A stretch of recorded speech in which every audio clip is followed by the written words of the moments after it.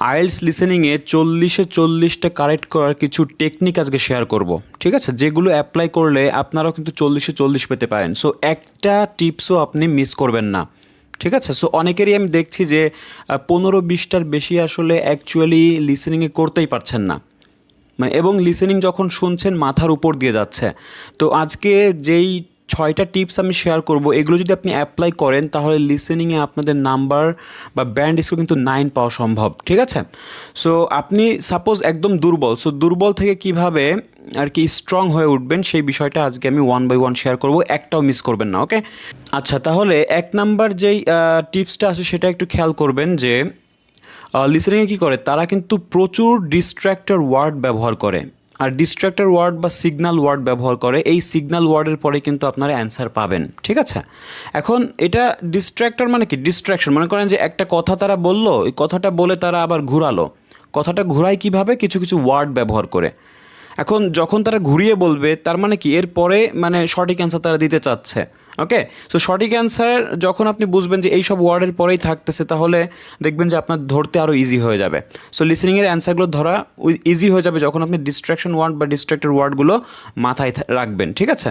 এরকম অনেক ওয়ার্ড আছে, যেমন however, but, actually, in fact, I mean. তারপর আবার অনেক সময় এরকম করতে পারে যে ওয়েল, সো এই মানে একটু সময় নিতে পারে, বা লেট মি কারেক্ট, এরপরে কিন্তু অ্যান্সারটা বলে দেয়, ঠিক আছে, বা এই সঠিক তথ্যটা দিয়ে দেয়। তো এইগুলো আমাদেরকে আর কি মাথায় মানে রাখতে হবে যে এইগুলোর পরেই অ্যান্সার হয়, তাহলে দেখবেন যে অ্যান্সারটা ধরা খুব ইজি, ওকে। তাহলে কি কেন ব্যবহার করা হয় সেটা তো আপনারা বুঝলেনই, যে আমাদের ভুল যাতে প্রথমেই যে অ্যান্সারটা দেয় তারা কিন্তু এটা ভুল বলে, অনেক সময় ভুল বলে, বেশিরভাগই, যেমন বিশেষ করে আপনার লিসেনিং এমসিকিউ এর ক্ষেত্রে এই সমস্যাটা হয়। আচ্ছা, তো এগুলো যদি মাথায় রাখেন তাহলে কিন্তু ভালো করে অ্যান্সারটা ধরতে পারবেন। আচ্ছা, 2 নাম্বার হচ্ছে অডিও স্ক্রিপ্ট রিডিং পড়ে বোঝা এবং এগুলো না দেখে শোনা। কি বলেছে, যে ক্যামব্রিজে যেই সব আপনি করবেন, ওইখানে দেখবেন যে বইয়ের পেছনে একদম অডিও স্ক্রিপ্ট আছে, মানে অডিওতে যা যা বলতেছে সেগুলো কিন্তু আবার লিখিত আকারে আছে। তো এইগুলো কিন্তু একদম ম্যাজিকের মতো কাজ করবে, ঠিক আছে। কারণ দেখেন যে আপনার কিন্তু মানে লিসেনিংয়ের কোনো অভ্যাস নেই, তো তখন আপনার যে অভ্যাসটা তৈরি করতে হবে সেটা হলো শুধু প্র্যাকটিস করে গেলে হবে না, অবশ্যই আপনাকে বুঝে বুঝে প্র্যাকটিস করতে হবে, অ্যানালাইসিস করতে হবে। যখন আপনি দেখবেন যে আপনার অ্যান্সারগুলো ভুল হচ্ছে, অবশ্যই আপনি অডিও স্ক্রিপ্টে চলে যাবেন। তো অডিও স্ক্রিপ্টে গিয়ে দেখবেন যে অ্যাকচুয়ালি তারা কী বলেছিল যেটা আপনি ধরতে পারেননি, এই যে একবার যখন ধরবেন পরবর্তীতে ওইটা আর ভুল হবে না। সো অডিওটা পড়ার নিয়ম হচ্ছে প্রথমে রিডিং পড়বেন, মানে বুঝে বুঝে রিডিং পড়বেন, ট্রান্সলেট করে পড়বেন। এবং ট্রান্সলেট করতে ইজি, কারণ লিসেনিংয়ে আসলে ইজি ওয়ার্ডগুলোই ব্যবহার করে, কিন্তু অডিওর কারণে আমরা বুঝতে পারি না। তো এই অডিও স্ক্রিপ্ট যখন আপনি রিডিং পড়বেন, ওইটা পরে আবার না দেখে যখন প্রশ্নের সঙ্গে আবার ট্রাই করবেন, তখন দেখবেন যে সব বুঝতে পারছেন, একদম পানির মতো মনে হবে। আর এইটা যখন আপনি কাজ করবেন দেখবেন যে আপনার ব্রেইনটা অ্যাক্টিভ হবে, ঠিক আছে। আর অ্যাক্টিভ হলে ওই মানে অডিও বা লিসেনিং শুনেই কিন্তু আপনার পুরো বাক্যটা বোঝার ক্ষমতাটা বৃদ্ধি পাবে। এটা আপনি ফলো করেন, জাস্ট 1 সপ্তাহ ফলো করেন, বা যদি একটু বেশি সময় লাগে সর্বোচ্চ 15 দিন ফলো করেন, দেখবেন যে এটা ম্যাজিকের মতো কাজ করছে, ওকে। সো এই বিষয়টা আপনারা মাথায় রাখবেন। সো এই 2টা হচ্ছে মেইন যেই তথ্য। তারপর আরও কিছু আছে, যেমন ব্রিটিশ অ্যাকসেন্ট রপ্ত করা, ঠিক আছে। কারণ 90% এক্সামে আপনার ব্রিটিশ অ্যাকসেন্ট তারা ইউজ করবে লিসেনিংয়ে। ব্রিটিশ অ্যাকসেন্ট অনেক সময় আমরা ব্রিটিশ GISH হবে, সো ব্রিটিশ অ্যাকসেন্ট আপনাকে রপ্ত করতে হবে। এটা কেন, কারণ হচ্ছে আমরা যেহেতু ব্রিটিশ অ্যাকসেন্টে অভ্যস্ত না, তাহলে কিন্তু আমরা ধরতে পারবো না। তো সিম্পল ওয়ার্ড বা সেন্টেন্স বললেও আমরা ধরতে পারবো না। এই জন্যই অবশ্যই আমাদের ব্রিটিশ অ্যাকসেন্টটা রপ্ত করতে হবে, এবং ব্রিটিশ অ্যাকসেন্টটা একটু অন্যান্য অ্যাকসেন্টের চেয়ে একটু হার্ড, যার কারণে এটা আমাদের ওইভাবে করা নেই। এখন ফর এক্সাম্পল যদি আমি দিই, যেমন তারা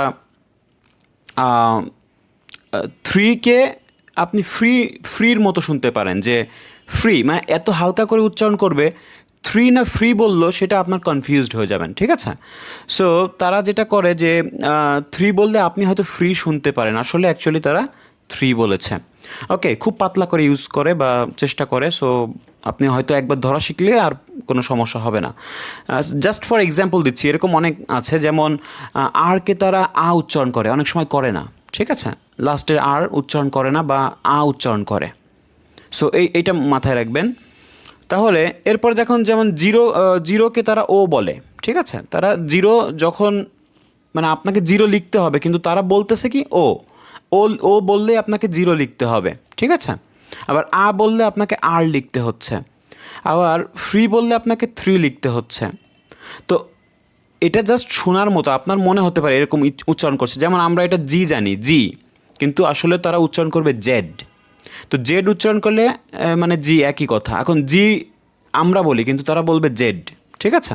কিছু কিছু কনফিউশন আছে যেগুলো আমি ক্লিয়ার করে দিচ্ছি, যেমন 14 বললো না 40 বললো, তো অনেক সময় দ্রুত বলার সময় এটা ধরা যায় না, 14 না 40। সো এই বিষয়গুলো খেয়াল করবেন। তারপরে এস বা ইয়েস আছে কিনা সেগুলোও খেয়াল করতে হবে। তারপরে দেখেন যে তারা বলবে হচ্ছে ক্যান্ট, কিন্তু আপনি শুনতে পাচ্ছেন শুধু ক্যান বলছে।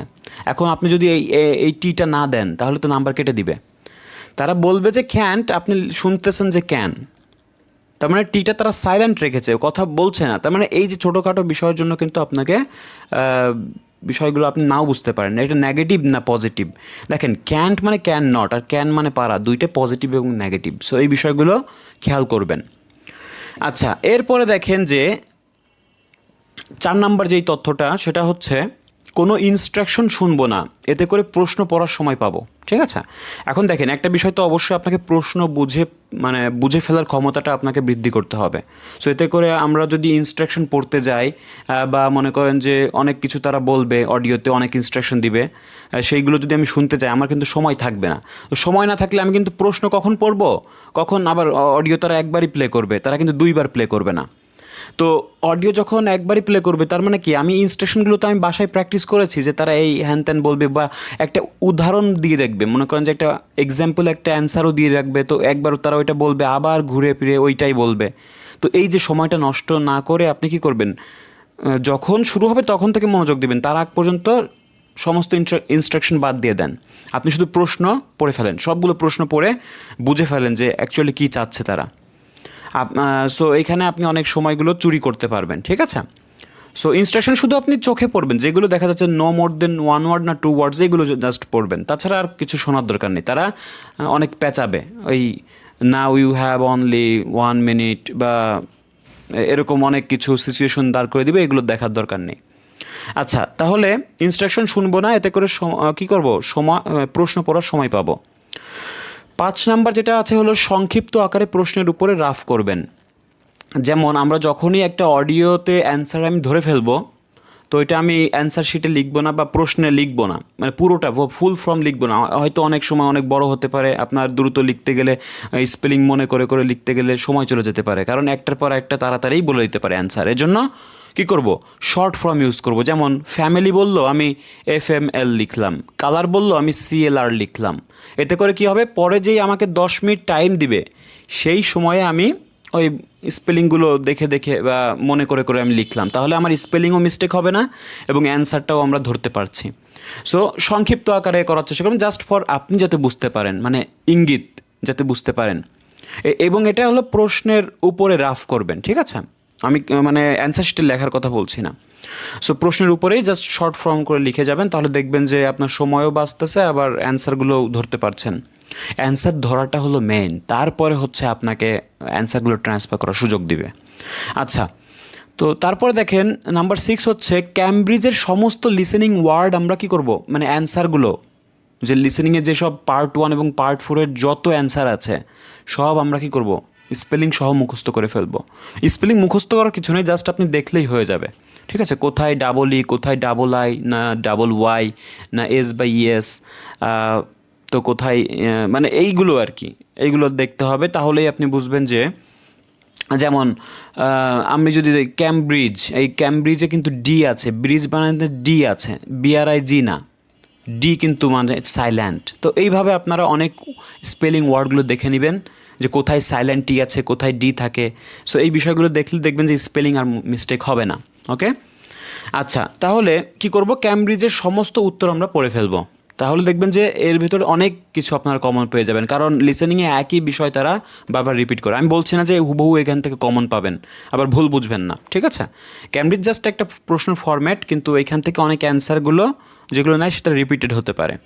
ওকে, এছাড়া আপনি আমার আইএলটিএস কিছু প্লেলিস্ট দেখতে পারেন, তাহলে লিসেনিং সম্বন্ধে আরও আপনারা ধারণা পাবেন যে কীভাবে লিসেনিংগুলো সলভ করতে হয়, তাহলে বেশ ভালো একটা প্রস্তুতি নিয়ে এক্সামে বসতে পারবেন।